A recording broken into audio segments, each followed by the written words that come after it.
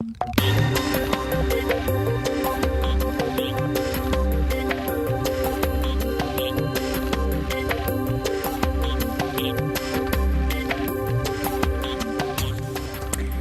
et bienvenue sur Angers Télé. Tout de suite, les titres qui seront développés dans ce journal du mardi 29 octobre. Le lac bleu d'Avrier va retrouver sa quiétude après plus d'une semaine d'opération de déminage. Combien de munitions ont été retirées de l'eau? Vous le saurez dans un instant. Les chrysanthèmes, ce sont les fleurs de saison. Au chantier d'insertion des Restos du Cœur, près de 1500 pots de cette plante sont en vente. Enfin, notre invité du jour est Gérard Sarrazin, le président de la Vaillante. Avec lui, nous évoquerons le derby qui va se jouer ce mardi soir entre Angers et la Romagne. Les opérations ont pris fin ce mardi soir. Depuis le début de la semaine dernière, les plongeurs du service de déminage de Nantes travaillaient autour du lac bleu d'Avrier pour extraire le maximum d'obus allemands issus de la Seconde Guerre mondiale. Le bilan de cette 9e campagne d'extraction de munitions avec Thierry Lardeux. Les voici donc, ces fameuses munitions qui ont été extraites du lac bleu d'Avrier ces derniers jours. 12 beaux bébés à l'allure pas vraiment sympathique. Ce sont des roquettes allemandes autopropulsées. Seconde Guerre mondiale, avec un potentiel de destruction assez important, puisque chaque roquette représente à peu près une masse de matière active, donc d'explosifs, de 80 kg. Dans ce lac, on n'a pas repéré de munitions plus grosses, donc notre rôle à nous en tant que plongeurs, c'est déjà de les extraire, puisqu'elles représentent une masse relativement importante, et en plus, elles sont concentrées. Donc on essaie de retirer les concentrations de ces munitions les plus importantes. 1,2 tonne de munitions sur les 3000 tonnes qui dorment encore au fond du lac bleu ont été repêchées, les démineurs s'attachant à en extraire les bombes les plus dangereuses. Dans ce lac, il y a une première immersion qui a été faite à la fin de la Première Guerre mondiale, qui répond à une masse de 90% ou 95% du total, qui est très peu dangereux, ou pas dangereux du tout, puisque les munitions à l'époque ont été faites à base de chlorate, qui est dénaturé par le temps et par l'eau. En revanche, 5% de ces munitions qui sont issues d'autres immersions Seconde Guerre mondiale sont un peu plus dangereuses et beaucoup plus stables dans le temps, donc moins dénaturées. Et c'est sur ces 5% qu'on se concentre. Le périmètre de sécurité a été levé en milieu d'après-midi. Les roquettes ont quant à elles pris la direction du camp militaire de Fontevraud pour y être définitivement détruite. Dans quelques jours, c'est la Toussaint, une période traditionnellement choisie pour aller fleurir les tombes de nos défunts avec un bouquet de chrysanthèmes. Pour s'en procurer et par la même occasion faire une bonne action, direction le chantier d'insertion des Restos du Cœur situé entre Trélazé et Angers. Là-bas, les 18 salariés vendent des plantes qu'ils ont eux-mêmes cultivées. Une initiative suivie par notre caméra. La tempête n'a pas endommagé les chrysanthèmes du chantier d'insertion des Restos du Cœur. Les fleurs bien à l'abri sous les serres de l'association ont passé la nuit sereinement. Plus de 1500 chrysanthèmes sont donc notamment en vente pour la Toussaint. Des fleurs cultivées et choyées par les 18 salariés en insertion. Ça commence à partir d'une petite bouture des fois et ça devient après là justement les chrysanthèmes qu'on a préparés, toutes sortes de plantes, par exemple les géraniums, tout ça. Et puis après, ça permet de faire les portes ouvertes pour les vendre. Ces salariés ne travailleront pas forcément dans l'horticulture, mais l'objectif n'est pas là. L'idée, c'est surtout de leur remettre un pied à l'étrier pour qu'ils retrouvent le chemin de l'emploi. L'objectif premier du chantier d'insertion, c'est de donner la chance et la possibilité aux salariés de retrouver un emploi.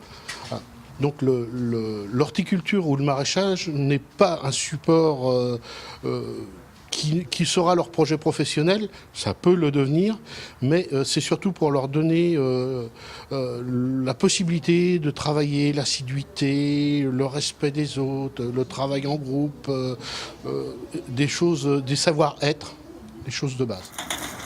Les portes ouvertes de l'association se poursuivent mercredi et jeudi prochain de 9h à 12h et de 14h à 17h30.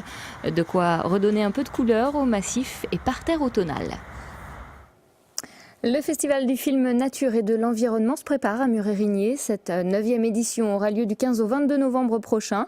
Des projections, des films, des débats, des expos et des ateliers vont rythmer cette semaine consacrée à l'écologie. Les explications de Nadège Abderrazak. Une éducation populaire à l'écologie, c'est l'ambition affichée du Festival du film Nature et Environnement de Mur-Érigné. Débats, ateliers, expositions, rencontres sont au programme de cette 9e édition. Programme dévoilé ce mardi en conférence de presse. À travers une trentaine de fictions et de documentaires, le festival donne à réfléchir sur les thèmes de la santé et de l'écologie. C'est une prise de recul et de réflexion le temps d'une semaine sur ce qui se passe et sur ce qu'on peut faire. Voilà, on prend du recul. Puis je dois dire que c'est assez formateur. Moi, j'y vais à titre personnel aussi, voir les films, pour en sortir avec des idées, pour voir ce qui se passe, pour peaufiner même l'action publique locale. On apprend tous les jours, mais là particulièrement, c'est presque un stage de formation d'une semaine pour moi. Je pense qu'il faut passer à une révolution. C'est un changement de société, à changer le mode de développement. Et eh bien, ça fait partie, ça, des sensibilisations et des idées. Soit on change, soit c'est l'espèce humaine qui est gravement, gravement menacée. Si le festival a la vocation de sensibiliser le grand public, l'occasion est surtout d'offrir une semaine d'animation et de bons moments.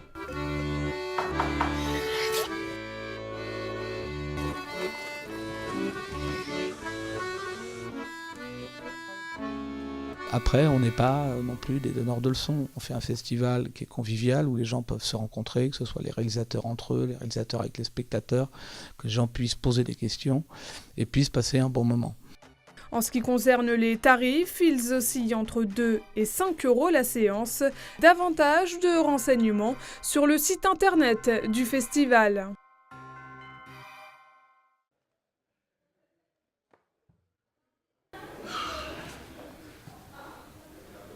Putain, je comprends toujours pas ce qui a pu merder. Ce mardi soir, les pongistes angevins reçoivent les voisins de la Romagne, un derby qui se jouera à la salle Jean Bouin à partir de 19h30 pour le compte de la 4e journée de Pro A. Pour nous en parler, Gérard Sarrazin, le président de la Vaillante. Bonjour. Bonjour. Alors, la saison se profile plutôt bien pour la Vaillante avec actuellement 2 victoires en 3 matchs. Comment appréhendez-vous ce match face à la Romagne qui est juste devant vous au classement ? C'est un petit peu particulier parce que c'est un derby, alors c'est pas le premier, ça fait déjà pas mal d'années qu'on se rencontre. Jusqu'à présent, on avait des stats qui étaient excellentes, puisqu'avant la saison dernière, on les avait jamais perdus. Il se trouve que l'année dernière, ils sont venus nous battre à Angers.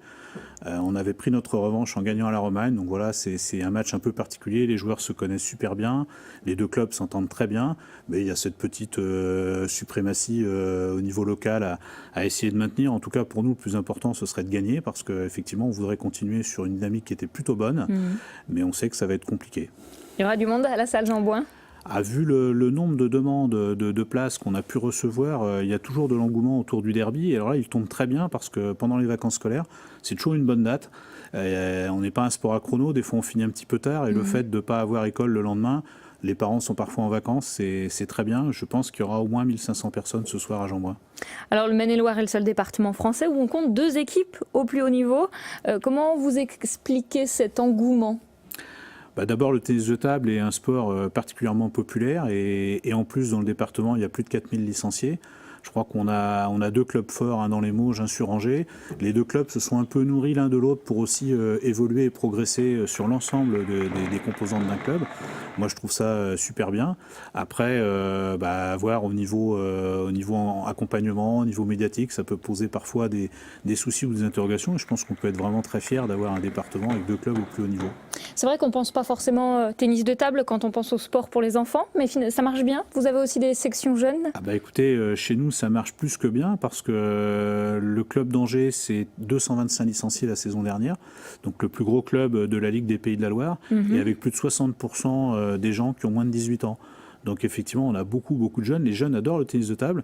Allez dans les collèges, vous allez voir les tables de ping qu'il y a, elles sont envahies par les gamins. Avec une difficulté, c'est que les filles ont un peu de mal à trouver de l'espace pour jouer, tellement les garçons adorent ça. Donc à nous de corriger le tir en club.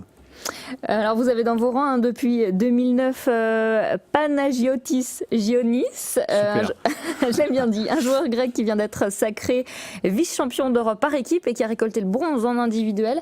C'est un élément fort du groupe ? Oui, c'est le leader de l'équipe. Les résultats que vous venez de citer, c'est vraiment phénoménal ce qu'il a réalisé. On ne l'avait jamais vu jouer à ce niveau-là. Je pense qu'à 33 ans, il est vraiment dans la plénitude de ses moyens. Il a battu les meilleurs joueurs européens, qui sont aussi parmi les meilleurs joueurs mondiaux. Donc je pense que son prochain classement mondial va faire un bond énorme. Le par équipe, c'est lui qui a tiré la Grèce, donc c'était vraiment exceptionnel. En plus, c'est un joueur qui est extrêmement spectaculaire, puisqu'il défend et il attaque en même temps, il contre-attaque. Donc on est très fiers de l'avoir. Ces brillants résultats nous ont par contre un petit peu handicapés parce que les Grecs n'ont pas d'argent, hein, donc c'est pas un scoop. Ouais. Donc pendant ces 10 jours de compétition européenne, il n'y avait pas de kiné dans leur sélection, ce qui fait que les 2 jours suivants, ils ne pouvaient plus bouger tellement il était perclus de contusion et de fatigue. Donc il a loupé le dernier match qui nous a sans doute valu un résultat négatif.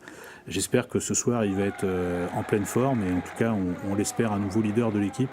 Ouais, c'est vraiment le leader sportif de l'équipe, c'est clair. Et quand on a de tels résultats à l'international, est-ce qu'on s'inquiète de le voir partir? Est-ce qu'on se dit, oulala, mais il va falloir quand même qu'il reste à Angers? Alors effectivement, on est d'abord fiers pour lui de ses résultats et fiers pour le club parce que quelque part, ça rejaillit aussi sur le club. D'ailleurs, ce soir, on va le fêter un petit peu devant notre public. Et puis, effectivement, après, sa cote et son classement progresseront. Donc maintenant, je sais qu'il est particulièrement bien à Angers. Nous, on souhaite aussi le conserver. Donc j'espère qu'on trouvera un point d'accord pour prolonger son contrat. Alors lundi soir, vous avez été reçu en mairie. Nous avons même les images. Quel était l'objet de cette rencontre? L'objet, tout simplement, le maire souhaite rencontrer et discuter avec les clubs pro en début de saison. Donc je sais qu'il a reçu également les autres équipes professionnelles d'Angers. En tout cas, nous, c'est vraiment important parce que la mairie est le premier partenaire du club. Donc ce savoir soutenu, mais le sentir aussi au travers de tous les élus qui étaient présents hier, c'est vrai que ça fait chaud au cœur parce que ça motive à accompagner les projets et aller encore plus loin. Alors vous avez également une section handisport qui va plutôt bien? Elle va même très très bien. On a organisé le championnat de France à Angers au mois de mai dernier. Vous en y étiez fait largement le relais. Dans les résultats, on a Mathéo qui avait été reçu avec moi et Thierry, qui vient de nous ramener. Alors lui aussi était au championnat d'Europe handi fin septembre. Il nous ramène une médaille de bronze en par équipe avec un ancien Angevin, Cédric Cabestany. Donc on en est très fiers. Je dirais que ce qu'on fait avec les handis, c'est à la fois du haut niveau pour Mathéo, pour François Sérigna, mais aussi du tennis de table de masse. Et ça, c'est la devise du club, parce que la devise du club, c'est un club pour tous. Donc on est très content, la section handi se développe et ça va continuer. Très bien, merci beaucoup Gérard Sarrazin. Merci à vous et puis j'espère que ça nous aura porté chance pour ce soir. Je vous rappelle donc que la Vaillante accueille ce mardi soir la Romagne, un duel entre le 4e et le 3e de la Pro A qui va se jouer à la salle Jean Bouin à partir de 19h30. Si je peux me permettre juste un dernier petit mot, on joue ce soir le derby, mais vendredi soir on a également un match à Jean Bouin particulièrement important parce qu'on jouera au match aller contre Oxenhausen, un club allemand qui est plus fort que nous, la qualif pour les quarts de finale de Ligue des Champions. Donc les supporters, ils ont 2 dates à noter, mardi et vendredi. Merci Gérard Sarrazin. Merci à vous. En football, les tribunes Coubertin et Colombier du stade Jean Bouin à Angers s'apprêtent à changer de physionomie. À partir du 1er novembre, les grilles et les filets par ballon vont disparaître. Les travaux sont d'ailleurs en cours. Une initiative d'Angesco pour améliorer le confort visuel des supporters en arrière-but, mais aussi pour augmenter la sensation de proximité entre joueurs et spectateurs, comme dans les stades anglais. Et puis, sachez enfin que Jean-Louis Garcia, l'ex-entraîneur d'Angers, va maintenant officier pour le compte de la Berrichonne de Châteauroux. Il succède à Didier Tolo. Il a pour mission de sauver le club de Ligue 2, actuellement 18e après 12 journées de championnat. Voilà, c'est la fin de ce journal. Merci de votre attention. Je vous rappelle qu'Angers Télé est diffusé sur la chaîne 30 de la TNT, mais aussi sur le canal 95 de la box numéricable et sur la Livebox d'Orange sur le canal 269. On se retrouve mercredi soir pour faire un nouveau point sur l'actualité angevine. Très bonne fin de journée sur Angers Télé.